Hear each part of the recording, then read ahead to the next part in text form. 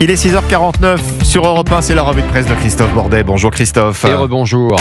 Le désir d'enfant de plus en plus en berne. Oui, vaste dossier dans le Parisien aujourd'hui en France, également à la une de La Croix. C'est une nouvelle étude alarmante de l'INED, l'Institut National d'Études Démographiques, qui le dit. Le désir de devenir parent est en chute libre et la plupart des Français interrogés estiment que 2 enfants, c'est vraiment le grand maximum qu'ils puissent avoir. Et non le minimum. Et ça change tout, le basculement, il est là. Les chiffres parlent d'eux-mêmes. Entre 2014 et 2024, on est passé de 2 à 1,6 enfants par femme. La moitié des 18-30 ans envisagent d'avoir 2 enfants et pas un de plus. La nouveauté, c'est que la réponse 0 ou 1 enfant maximum dépasse désormais celle des 3 enfants et plus. Yves Ville, le chef du service maternité à l'hôpital Necker à Paris, le reconnaît. De plus en plus de couples reportent leur projet de bébé. Selon lui, la France a besoin d'un grand plan pour ne pas tomber dans le piège de la dénatalité que connaît l'Italie aujourd'hui. Et de rappeler qu'en moyenne, un enfant jusqu'à 16 ans coûte, tenez-vous bien, 280 000 euros. Et oui, alors quand les salaires ne suivent pas, quand il n'y a pas assez de modes de garde, que l'infertilité touche de plus en plus d'adultes, 15% des couples, que la mortalité infantile progresse à cause de l'inflation des bébés prématurés, il faudrait au moins une véritable aide financière dès le premier enfant, estime le professeur Yves Ville, pour qu'on s'en sorte aujourd'hui. C'est peanuts, rappelle-t-il. Moins d'enfants, mais toujours un succès grandissant pour les écoles catholiques. Attaque contre l'enseignement privé, c'est la rançon de notre succès, se réjouit Philippe Delorme, le secrétaire général de l'enseignement catholique dans le JD News.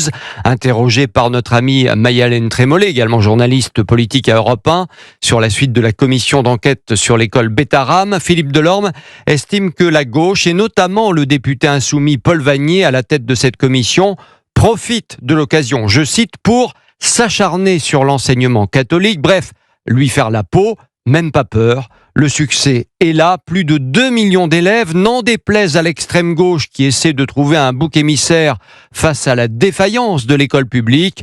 Je ne crois pas à la disparition du privé, même si c'est la volonté du député Vannier, martèle Philippe Delorme. À lire également dans les journaux ce matin, Christophe, le télétravail, il est en perte de vitesse. Et oui, les entreprises font marche arrière, titre Le Figaro ce matin. Terminé l'engouement post-Covid.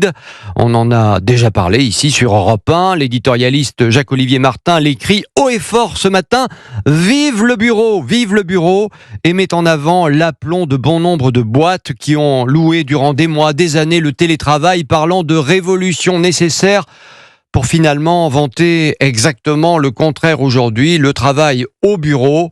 Mais pourquoi donc ce revirement ? Eh bien parce que la créativité n'est plus au rendez-vous, les amis. Et oui, les réunions en visio ne remplacent pas le dialogue direct entre les équipes. Les jeunes recrues semblent en plus souffrir du manque de collectif. L'être humain n'est pas fait pour travailler seul. Ça alors, et le Samouille ? Bah oui, Samouille.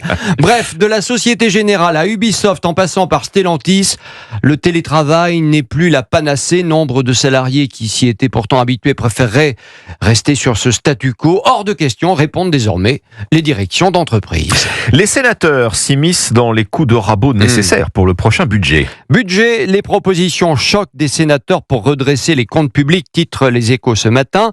Et c'est vrai que la majorité républicaine propose un traitement de cheval alors qu'il faut trouver 40 milliards d'euros d'économies. Alors au menu, gel des crédits, non-remplacement d'un fonctionnaire sur 2, jour de carence des fonctionnaires, année blanche sur les prestations sociales.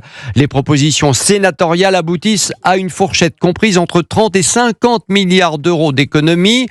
Sur les presque 50 milliards, environ 45 concernent la baisse des dépenses publiques. Ça ne s'est jamais fait, rappelle un sénateur. François Bayrou va-t-il suivre les recommandations de la Chambre haute ? Réponse mardi prochain, jour de présentation officielle des économies possibles par le Premier ministre. Un mot, Christophe, dans la presse, bien sûr, des incendies dans le sud. Et oui, image impressionnante du port de Marseille recouvert d'une épaisse fumée à la une du Figaro. Sommes-nous prêts face au feu ? Questionne le Parisien, le journal qui nous apprend les nouvelles techniques pour lutter contre les flammes.